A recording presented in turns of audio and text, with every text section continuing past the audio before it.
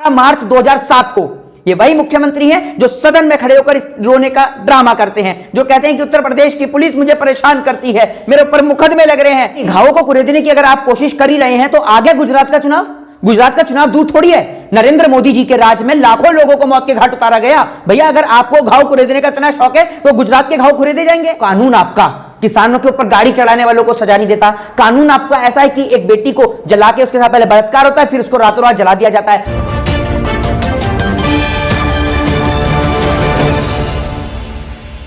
मोहित जी, आपको मालूम ही होगा कि योगी जी ने अपने एक सभा में कहा है कि ये जो मुजफ्फरनगर में और कैराना में ठंडी गर्मी चल रही है उसे वो मई जून में शिमला बना देंगे। आप इसके ऊपर क्या कहना चाहेंगे? ये बताइए, सरकार चल रही है या कोई मदारी का खेल चल रहा है? ये सरकार, ये चुनाव का समय है। ये आप एक बात बताइए कि मैं गर्मी कर दूंगा, ये मुझे बताइए कि ये एक मुख्यमंत्री की लैंग्वेज है। ये लैंग्वेज एक सड़क छाप गुंडे और बदमाशों की होती है जो कहते हैं कि तेरे अंदर ज्यादा गर्मी है, सारी शांत कर दूंगा, आजा मेरे पास। ये गुंडे बदमाशों की लैंग्वेज है और ये लैंग्वेज हमारे मुख्यमंत्री महोदय बोलते हैं। मुझे शर्म आती है इस बात को लेकर। 12 मार्च 2007 को ये वही मुख्यमंत्री हैं जो सदन में खड़े होकर रोने का ड्रामा करते हैं, जो कहते हैं कि उत्तर प्रदेश की पुलिस मुझे परेशान करती है, मेरे ऊपर मुकदमे लग रहे हैं। संसद में खड़े होकर ये इस तरीके के बयान देते हैं, संसद में रोने का काम करते हैं। मुख्यमंत्री महोदय का निशाना कैराना और मुजफ्फरनगर दोनों जगह पर किसान हैं। और आपको पता ही है कि किसान नेता राकेश टिकैत लगातार, जो आप देख ही रहे हैं कि मुजफ्फरनगर से आते ही हैं, वहां पर लगातार उनका टारगेट और किसान नेता लगातार वायरल हैं। इसी कारण से योगी आदित्यनाथ जी का टारगेट जो है वो किसानों के ऊपर है, क्योंकि इनके नेताओं ने कोशिश भी करी जाटों को खरीदने के लिए। देखा होगा आपने किस तरीके से उनको कहा भी कि जयंत चौधरी हमारी पार्टी में आ सकते हैं। तो जब इनकी कोशिश असफल हुई तो ये वापस से अपने ऊट पटांग बयानबाजी पे आ गए। और ये देश में हो क्या रहा है? कभी ये कहते हैं कि किसी की गर्मी शांत कर देंगे, कभी ये कहते हैं किसानों से, इनके कुछ नेता, चटपुंजे नेता कहते हैं कि किसानों का बक्कल उधेड़ा जाएगा, लखनऊ में आइए। ये क्या चल रहा है? ये राजनीति है या कोई दंगे मवालियों का, गुंडे मवालियों का या मदारी का कोई खेल चल रहा है ये देश में?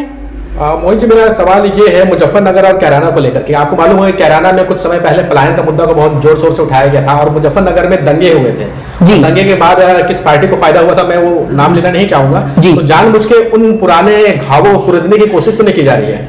नहीं, घावों को कुरेदने की अगर आप कोशिश कर ही रहे हैं तो आगे गुजरात का चुनाव, गुजरात का चुनाव दूर थोड़ी है। नरेंद्र मोदी जी के राज में लाखों लोगों को मौत के घाट उतारा गया। भैया अगर आपको घाव कुरेदने का इतना शौक है तो गुजरात के घाव कुरेदे जाएंगे, तो आप क्या भूल जाएंगे गुजरात दंगों को? देश भूल जाएगा गुजरात दंगों को? क्या बात कर रहे हैं? अगर गांव कुरेदने का शौक है तो गुजरात दंगों के भी कुरेदिएगा। 2013 में ही चुनाव है यहां पर भी, अभी ये 2021, 22, 23 में चुनाव है गुजरात के अंदर, आप देख लीजिएगा। 23 में वहां पे भी कुरेदेंगे। आप एक बात मुझे बताइए, दंगों के अंदर चाहे आप आप देख लें, संसद पे हमला देख लें, अक्षरधाम मंदिर पे हमला देख लें, पठानकोट हमला देख लें, सारे हमलों की डेट मिला लीजिए और चुनाव की तिथि और तारीख मिला लीजिए, आपको पता चल जाएगा। मोहित जी, 10 मार्च के बाद क्या गर्मी शांत हो जाएगी? अरे 10 मार्च के बाद गर्मी शांत हो जाएगी इन भाजपा के नेताओं की। वो भाजपा के नेता जिनके राज में आप देख रहे हैं कि आज जनता परेशान और त्रस्त है। और गर्मी किसकी शांत करेंगे आप? गर्मी तो उन नौजवान के अंदर है जिन्हों को पढ़ने लिखने के बाद रोजगार नहीं मिल रहा। जरा उनकी गर्मी शांत करके दिखाइए योगी जी। और उनकी गर्मी शांत होगी तो रोजगार से, रोजगार दे दीजिए, उनकी गर्मी भी शांत हो जाएगी। गर्मी शांत करनी है, अपने नेताओं की गर्मी शांत कीजिए जो उटपटांग बयान देते हैं। और आप बताएंगे लोगों को गर्मी के लिए? आपकी पार्टी के गृह मंत्री क्या है वो सभी को पता है, आपके ऊपर मुकदमे है वो सभी को पता है। आपकी पार्टी की साध्वी प्रज्ञा ठाकुर, उन जैसे लोगों की गर्मी शांत करने की बात करिए ना। आप जनता की गर्मी कहां से शांत करेंगे भैया? मोहित जी, अगला सवाल हमारा यह है कि क्या कारण है कि योगी जी को यूपी में तमंचावादी नजर आ रहे हैं? देखिए, यूपी में योगी जी को तमंचावादी कहां से नजर आ रहे हैं ये तो हमें पता नहीं। भैया आप ये देख लीजिए, इनकी पार्टी के अंदर सारे नेता सम्मिलित हो गए हैं। अगर वही तमंचेवादी, जिनको ये तमंचेवादी कहते हैं, वो तमंचेवादी अगर भारतीय जनता पार्टी का दामन संभाल लें तो वो तमंचेवादी नहीं होंगे, वो इस देश के अंदर राजा हरिश्चंद्र कहलाएंगे। और वही अगर तमंचेवादी जो है वो बीजेपी का विरोध कर दे, और तमंचेवादी की बात आप देख लीजिए, अभी एक साधु महात्मा ने बयान दिया था कि आप अपने बच्चों को 1 लाख रुपए का हथियार दिलाइए, उसको लेकर स्टेटमेंट नहीं आया बीजेपी का। पढ़ाने लिखाने का, बच्चों के हाथ में हथियार थमाने की बात कर रहे हैं। तो तमंचावादी कौन बना रहा है ये पूरा देश जानता है, आपको समझाने की जरूरत नहीं है।